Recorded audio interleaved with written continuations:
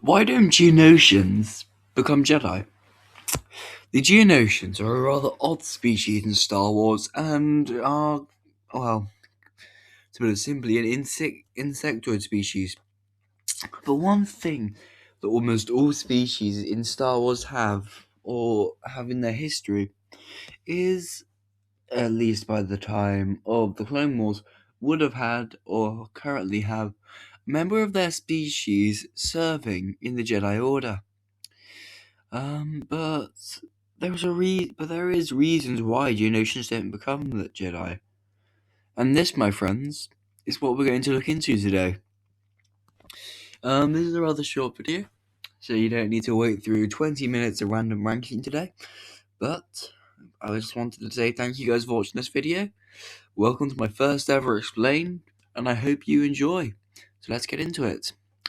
And let's see why geonosians can never become Jedi.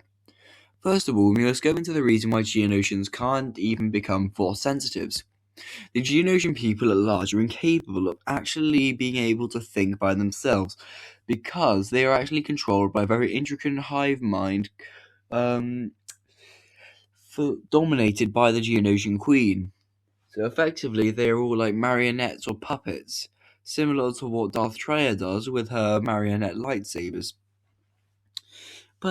And because of this, they don't think on their own, and due to the total and utter lack of free thinking, free will, and no actual mind prowess, the Geonosian people are actually. They can't think for themselves. They're all puppets, and in a way slaves to the Queen and her ambitions. She thinks for them, so they don't have to think. And with this, that means that they actually are incapable of feeling the Force and being able to channel it through them. Although the Force isn't all that lives, they cannot connect to it. Though, I am just saying in a hypothetical situation though, there is a chance that the Geonosian Queen, as they do think freely and are in control of the whole species, could actually have a slight chance of being able to become or are Force sensitive. Now, this is a very rare idea. The Geonosian people are it's basically impossible for the Geonosian Queen to become a Jedi because her whole species' survival relies on the fact that she reproduces to create the entire species and keep their line alive, and then eventually give birth to another queen egg. But the issue is that even in that slight chance, she would never be able to go away and learn. But there are actually a few reasons why she can never do it. First one is that she is so tightly close to Geonosis, she can't actually leave the planet. She couldn't. It would mean the end of her species, really. And because they also just can't move, so they couldn't move around and learn from different masters, and even learn the Force at all. It's practically impossible. And in that, they also have too much arrogance and think that they are superior to all around them. It's a massive superiority complex, and unless they are aiming to become a Sith, then that makes them, in my eyes, incapable of actually being able to become a Jedi, or even Force sensitive. Anyway. Sorry, trying to get this all out. Just for a quick moment, guys, I just wanted you to be honest with me. Send it down in the comments if you watched this far in, just to let me know what you think I should do my next explained video on, because I'm not really going to be doing that many rankings from now on. I want you guys to be honest about all of these what ifs and explained videos. I want you to be honest. Tell me what I should make and what I shouldn't make. Tell me what I should do, what I shouldn't do. If I actually just get one comment suggestion, I will gladly go through it and go and watch it. I'll read it. I'll read them all. If you enjoyed the video, just please watch it for me.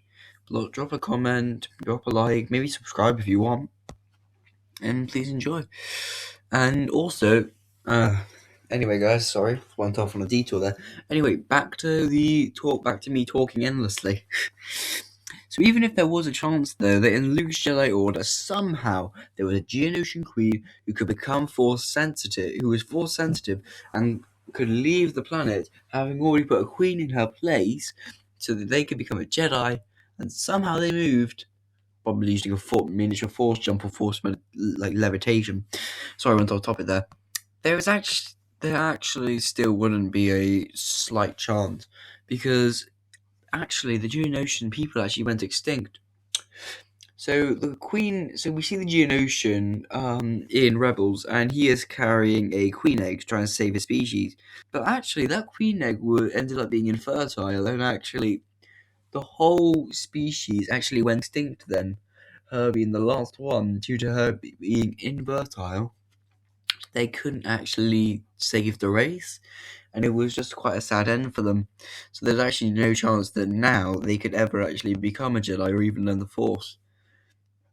And I think there's a lesson here to think about. I'm just going to go a bit philosophical for a second, and this is relating to the Geonosian hive mind. The thoughts of many can create a utopia, but the thoughts of one can lead to destruction. If you think about it, the Queen, having total out of control, ended up having Jedi involvement. And I'm just saying, it led their species to ruin.